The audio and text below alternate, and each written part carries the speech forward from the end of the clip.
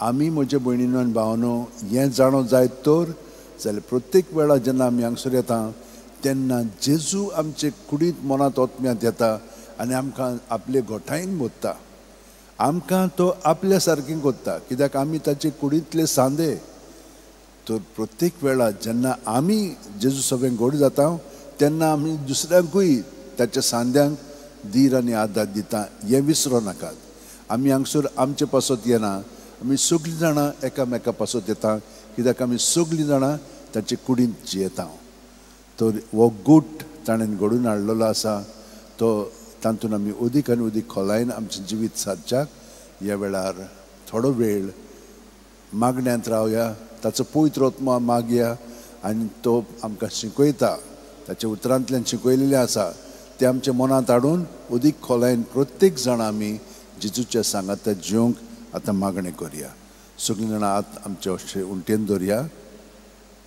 प्रत्येक सुस्कार घेता तेन्ना जेजू आमचे कुडींत मनांत ओतम्यान पांयांची बोट आसा थिचून तकले मेरेन बरोवन येता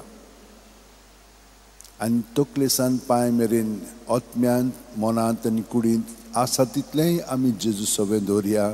बरें वायट पोजणें कितेंय जावं परतून सुस्कार घेता तेन्ना ताचें बरेंपण आमचें सगळें बरोवन येता आनी ताका तर आमी सोत मानीत जाल्यार खरेपणी प्रत्येक सुस्कारान तो अदीक आनी अदीक आमचें सगळें उजवाडाक येता आनी आमी उणी जाता. जो हांव बावतीस सांगता त्या प्रमाणे हांव उणो जायत वचोंक जाय, तो म्हजें सगळें वाडत वचोंक जाय. प्रत्येक सुस्कारांत हें आमचें सगळें घडटा.